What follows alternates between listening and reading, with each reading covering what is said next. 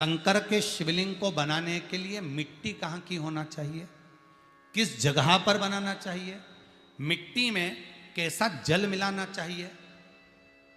जब शिवलिंग का निर्माण करें, शंकर के शिवलिंग को जब बनाएं तो सबसे पहले कैसे बनाएं, उस तक का विधान शिव महापुराण में और लिंग पुराण में कहा गया। महाराज कहा क्यारे की मिट्टी हो, क्यारा मतलब समझिएगा जिस मिट्टी पर कोई गंदगी ना करी गई हो, ऐसी जगह का कोई भाग मिट्टी का लाया जाए जहां कोई गंदगी ना करे। शिव महापुराण की कथा कहती है। देखो, पिछले वर्ष के लॉकडाउन से लेकर अभी तक की जो कथाएं आप लोग सुने हैं, उसमें शिवलिंग मट्टी का किस तरह से बनाया जाए और कैसी मट्टी हो और उसमें पानी कैसा मिलाया जाए, कैसा शिवलिंग तैयार करा जाए, उसका विधान वर्णन नहीं कर पाए, परंतु आज कथा निकली है तो उसको सुन लो। क्यारे की मिट्टी, क्यारे की मिट्टी मतलब जिस मिट्टी पर कोई गंदगी ना करी गई हो, ऐसी जगह की मिट्टी को लेकर जाए। और मिट्टी को लाने के बाद थोड़ा पानी का सींचन कर दें, अर्थात घर में लाएं तो उससे पहले मिट्टी को पवित्र करें। अपने घर में गंगा जल रखा हो, यमुना जल रखा हो, सरयू जी का जल रखा हो, उससे मिट्टी का सींचन कर दें। मान लो अगर ये जल नहीं भी है तो जल के अंदर थोड़ा सा इत्र डालकर मिट्टी का सींचन करें। अगर इत्र भी नहीं है तो जल के अंदर थोड़ा सा दूध डालकर मिट्टी का सींचन करें।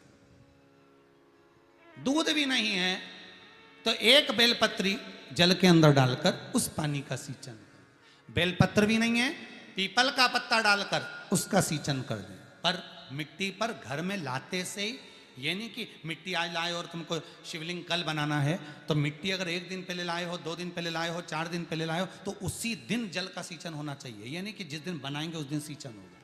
मिट्टी पर पानी का छींटा, सींचन भले ज़्यादा मत डालो, पर छींटा तो उस दिन लगा देना चाहिए जिस दिन घर में मिट्टी लेकर आए हो, जिस दिन लेकर। फिर भले तुम शिवलिंग 15 दिन बाद बनाओ, 8 दिन बाद बनाओ, 10 दिन बाद बनाओ, 3 दिन बाद बनाओ, पर उस समय पर मिट्टी का सींचन उस समय हो जाना चाहिए।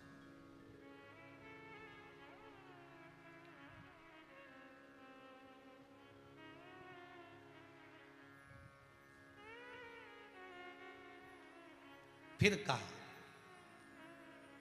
जिस दिन शिवलिंग का निर्माण करो उस दिन प्रातः में अगर आप शिवलिंग बना रहे हैं तो ब्रह्म मुहूर्त में मिट्टी को गला दो।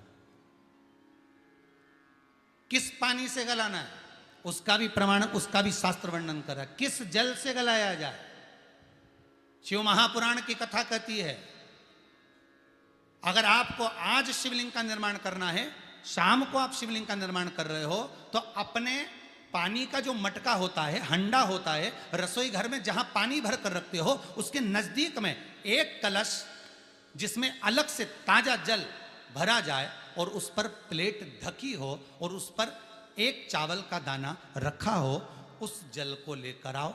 थोड़ी देर रखा रहे, आधा घंटा, 2 घंटा, 3 घंटा, 15 मिनट, 20 मिनट, पर वो पानी वहां रखा होना चाहिए। रसोई घर में अन्नपूर्णा का निवास होता है, परिंदे के पास पितरों का निवास होता है। अन्नपूर्णा, पित्र सब रसोई घर के भीतर विराजमान होते हैं।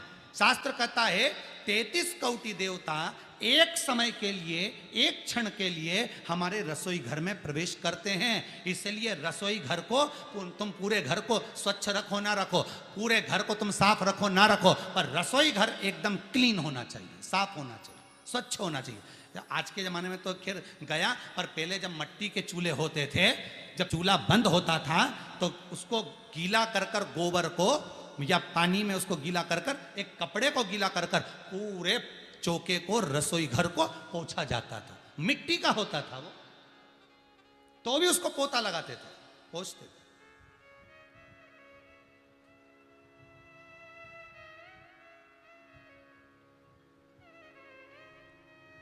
तो पहला क्रम है पार्थिव शिवलिंग का निर्माण। सावन के महीने में अगर आप शिवलिंग बनाते हैं, सोमवार को शिवलिंग बनाते हैं, तो नियम ध्यान रखिएगा महाराज, लिंग पुराण से है ये, इसका नियम ध्यान रखिए। क्या करना है, मिट्टी को लाना है, जल का छींटा देना, छींटा जरूर देना, घर में लेकर आए और जल का छींटा होना जरूरी है। 2 दिन तक 3 दिन तक मिट्टी रखी हुई है, और उसके बाद अगर आपने पानी का छींटा नहीं दिया है और आपने डायरेक्ट मिट्टी को गला दिया और उसके बाद बनाया, तो उसका कोई प्रमाण नहीं। जल का छींटा अवश्य। फिर उसको रख दें, 15 दिन बाद बनाओ, 4 दिन बाद बनाओ, 3 दिन बाद बनाओ, 2 दिन बाद बनाओ। शिवलिंग जब बनाओ तब उस मिट्टी को, जो कलश आपने रसोई घर में रखा है चावल का दाना रखकर प्लेट के ऊपर, अर्थात उस कलश का जल उस मिट्टी में थोड़ा सा डालिए। क्यों डाला जाता है उसका भी भाव वर्णन किया है।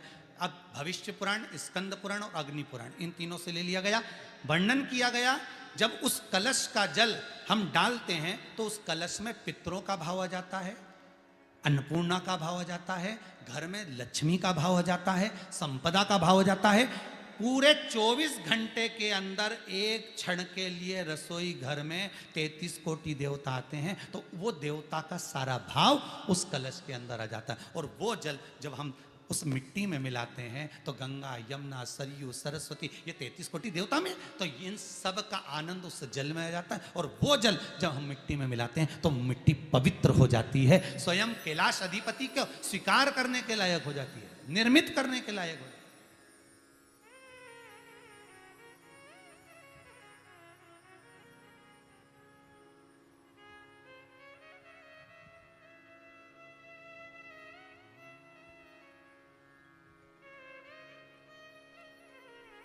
शिवलिंग का निर्माण। अब शिवलिंग का निर्माण कैसे करना? मिट्टी में गला दिया पानी में। सबसे पहले शिवलिंग बनाने से पहले पात्र जो होता है उसके नीचे एक बेलपत्र रखी जाती है। क्या रखना है? एक बेलपत्र। शंकर को झेलने के लिए कोई साधारण नहीं है पात्र जिस पे झेला जाए। स्वयं गंगा शिव की जटा में, और आप शंकर के शिवलिंग का निर्माण कर रहे हो, कोई साधारण नहीं हो सकता। स्वयं आप विदेश्वर संहिता के अंतर्गत पढ़े कि ब्रह्मा और विष्णु, ब्रह्मा ऊपर जा रहे हैं, भगवान विष्णु नीचे जा रहे हैं, तो पता नहीं कर पा रहे कि यहां चरण कहां पर और शीश कहां पर है, उसको जान ही नहीं पा रहे।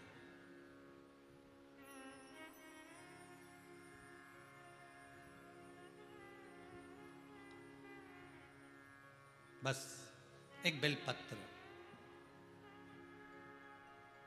साधारण भाव में बेलपत्र भी सीधा भाग, और इस बेलपत्र की जो डंडी है वो उत्तर दिशा में रखना है थाली के अंतर्गत। जब आप शिवलिंग का निर्माण करें उत्तर, इसके ऊपर जो गलाई हुई मिट्टी है वो डाल दीजिए, और डालने के बाद सबसे पहले शिवलिंग का स्वरूप बनाना है। सबसे पहले नीचे की जलाधारी नहीं बनाना, क्या बनाना है? शिवलिंग का स्वरूप बनाना। बनाने के बाद उसी शिवलिंग के पास में और मिट्टी डाल लीजिए, फिर जलाधारी का निर्माण करिए, फिर जलाधारी।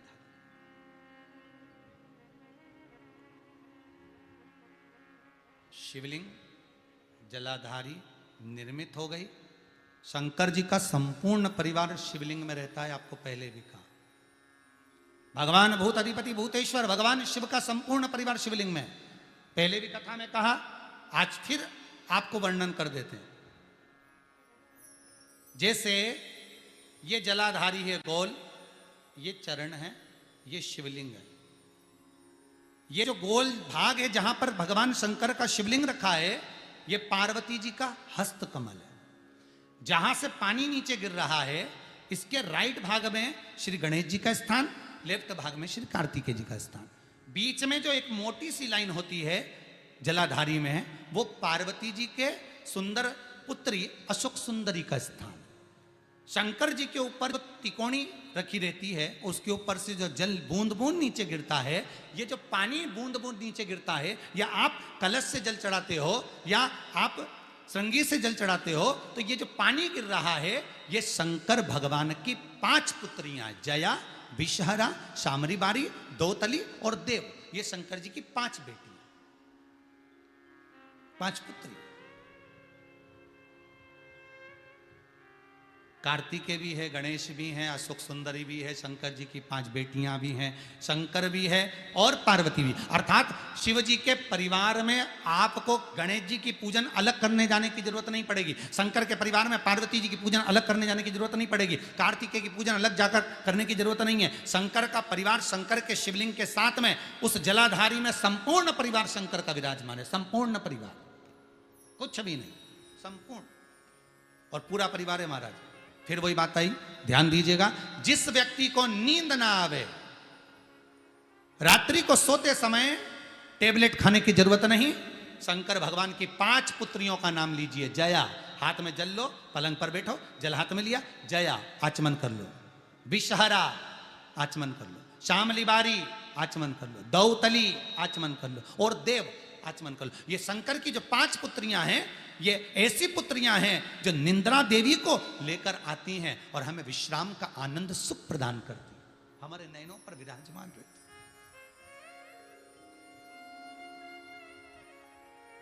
हाँ, यदि विवाह नहीं हो रहा, शादी नहीं हो रही है, बहुत समय से लगन देख रहे हो, शादी नहीं हो रही, बहुत समय से परेशान हो गए कि विवाह ही नहीं हो रहा, हम तो टेंशन में पड़ गए, लड़की 28 साल 30 साल का लड़का हो गया, विवाह नहीं हो रहा, कुछ मत करो। अष्टमी तिथि आए तो अशोक सुंदरी वाली जो जगह है वहां पर हल्दी की 7 बिंदियां लगा दो, लड़का लड़की का हाथ उस बिंदी पर रखवा दो, उसका नाम गोत्र बोलो, उसी हल्दी में उसके हाथ पीले करवा दो और पीपल के पेड़ पर उस हाथ के 5 छापे पड़वा दो, 3 महीने में विवाह पक्का हो जाता है महाराज। उसका इतना, अशोक सुंदरी के उस हल्दी का इतना प्रमाण,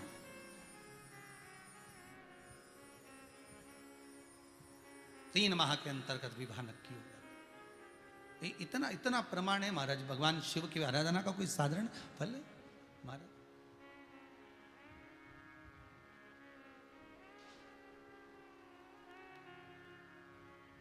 निर्मित करा शिवलिंग। एक बार सब जितने भी टीवी पर बैठे हैं, सम्मुख में कथा सुन रहे हैं, फेसबुक यूट्यूब पर सुन रहे हैं, एक बार साथ में समझें वापिस निर्माण को, शिवलिंग के निर्माण को। मिट्टी लाए, स्वच्छ जगह की, जल का छींटा दिया, रखा। जब शिवलिंग बनाया तो 1 कलश पानी पहले से 2 घंटा, आधा घंटा, 15 मिनट, 20 मिनट पहले उसको रख दिया। उसी पानी से उसको गीला करा। गीला करने के बाद उसका निर्माण सबसे पहले बेलपत्री, बेलपत्री के ऊपर मिट्टी, मिट्टी के ऊपर रखकर शिवलिंग का निर्माण, फिर जलाधारी का निर्माण, जलाधारी का निर्माण और शिवलिंग का निर्माण पूर्ण होने के बाद में फिर बाबा का सुंदर भाव से आप श्रृंगार करें, अभिषेक करें, पूजन करें। और एक बात याद रखना, पार्थिव शिवलिंग का अगर निर्माण करा है तो आपको वो पार्थिव शिवलिंग को रात्रि होने से पहले विसर्जन होना जरूरी है। हाँ, अगर कोई भी शिवरात्रि का दिन है तो फिर आप पूरी रात रख सकते हो। हरतालिका तीज का दिन है, पूरी रात रख सकते हो। बड़ी तीज है, छोटी तीज है, आप शिवलिंग बनाए हो तो आप पूरी रात रख सकते हो। विशेष कोई उत्सव है, श्रावण का महीना है, पूरी रात रख सकते हो। पर बाकी के समय अगर आप शिवलिंग का निर्माण करें तो उसको सूर्यास्त होने के पहले आप उसको नदी में, जल में, जलाशय में विसर्जन करें। बहुत ध्यान दीजिएगा, विसर्जन करते समय जब आप विसर्जन करें, पानी में अपने पात्र को, शिवलिंग को जब छोड़ें, उस समय पर ध्यान दीजिएगा कि शिवलिंग की जो जल की धार है, जिसका उत्तर की ओर जो जल की धार होती है, विसर्जन करते समय वो जल की धार अर्थात वो उत्तर का भाग हमारी ओर होना चाहिए और थाली इस तरह से पकड़ें कि वो भाग हमको जब डालें तो वो भाग हमको दिखे, थोड़ा सा नजर आए पानी में डालते समय। और जब वो थोड़ा भाग दिखता रहे, और जिस लिए आपने शिवलिंग बनाया, जिस कामना से आपने शिवलिंग बनाया है, वो कामना उस भाग को पानी में देखते देखते बोल दीजिए, वो कामना पूर्ण हो जाती है। इसको कहते हैं पार्थिव शिवलिंग का निर्माण करना और उसकी आराधना करना। उसकी आराधना कई लोग करते हैं, बना भी लेते हैं, पूजन भी करते हैं, और कई बार कहते हैं हमारा काम नहीं, तो उसमें भगवान का दोष नहीं है, दोष अपना। देखो, आप आए नहीं, सुबह हो गई, मेरी पूजा की थाली धरी की धरी रहे। क्यों नहीं आए, किस लिए नहीं, वो हमें देखना। डाल डालकर उसमें से सोने चांदी के सिक्के ढूंढा करते हैं। अरे धिक्कार है जो गंगा का पानी उतरने पर तुम सोने और चांदी के सिक्के ढूंढते हो, गंगा का पानी उतरने पर तुम उस मिट्टी में महादेव को ढूंढने का प्रयास करना, तो शायद तुम्हारी जिंदगी सवर जाए, शायद तुम्हारी जिंदगी सवर जाए।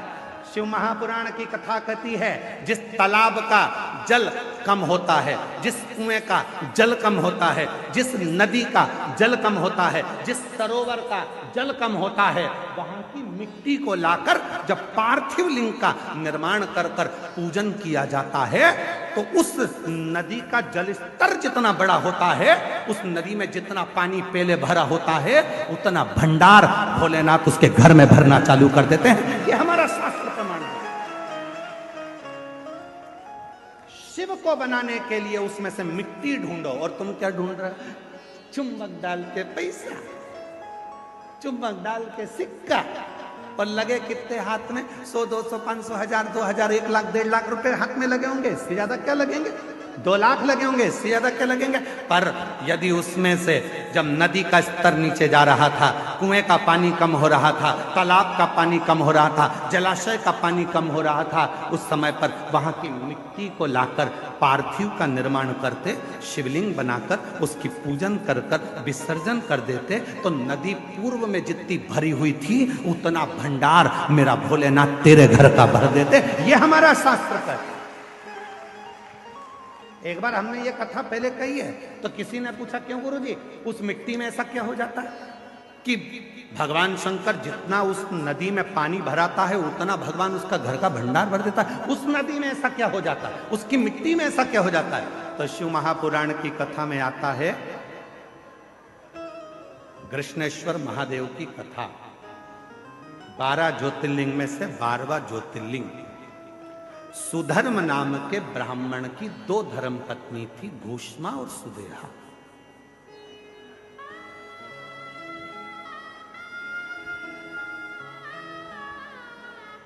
आप लोगों के मन में भी संशय होगा कि नदी का पानी उतरता है तो उसकी मिट्टी का शिवलिंग क्यों बनाया जाता है?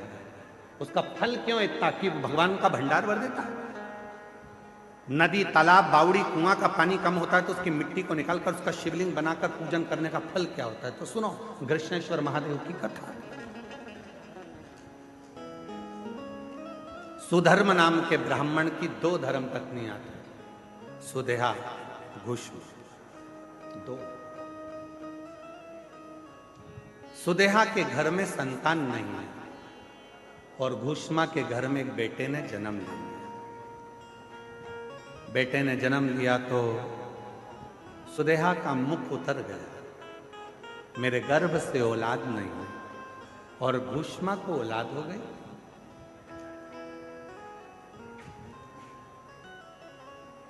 सुधर्म ने अपनी पत्नी भूष्मा से कहा कि तेरे गर्भ से यदि एक बच्चा हो सकता है तो तेरे गर्भ से और भी बच्चे जन्म ले सकते हैं। तेरा जो बेटा है, इस बेटे को तू सुदेहा को दे।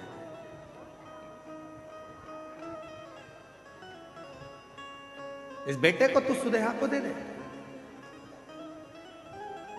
सुदेहा को, हाँ ठीक है।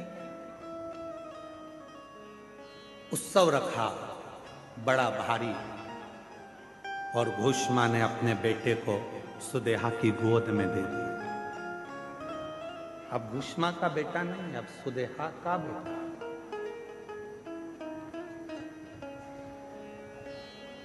सुदेहा का बेटा। धीरे धीरे बच्चे को पाल पोस कर सुदेहा ने बड़ा किया। वो बच्चा जब बड़ा हो गया, उसका विवाह हो गया, बहू घर में आ गई। बहू आई तो बहू को मालूम पड़ा कि मेरी असली सास तो भूष्मा है, सुदेहा की गोद में मेरे पति को दिया गया, पर सास तो भूष्मा। अब वो सुदेहा को कम मानती है और भूष्मा को ज्यादा मानती है। भूष्मा के लिए चाय लेकर जाए, भोजन लेकर जाए, नाश्ता लेकर जाए, पाँव पड़े, सुदेहा को पूछे नहीं। सुदेहा को गुस्सा आ गया, बहू मेरी और पूछ रही भूष्मा। बेटा ही नहीं रहेगा तो बहू किस काम की? रात को सोया था बेटा। बहू गई थी मायके, और बेटा सोया था, तभी सुदेहा ने अपने बेटे के तलवार से काट काट के टुकड़े कर दिए, कपड़े में बांध लिए, सिर पे पोटली रखी, तालाब में फेंक, तालाब में फेंक, एक बावड़ी में, एक तालाब में। उस टुकड़े करे हुए शरीर को जब फेंका, सुदेहा आ गई। समय निकला, तालाब का जल नीचे जा रहा था और घूष्मा उसी सरोवर की मिट्टी को लाकर उसका शिवलिंग बनाकर पूजन कर मिट्टी के शिवलिंग को, पार्थिव शिवलिंग को सिर पे रखकर चली और तालाब में विसर्जन करने चली। मन में आया, बाबा बहुत दिन से मैंने अपने बेटे को नहीं देखा, ना जाने बेटा कहां चले गया, दिखता ही नहीं। बस वो पार्थिव शिवलिंग तालाब में गया, थोड़े से पानी में, जो पानी का स्तर गिर रहा था, टुकड़े टुकड़े हुए बेटा कई दिन पहले मरा था, वही बेटा तैरता हुआ बाहर निकल कर आ गया।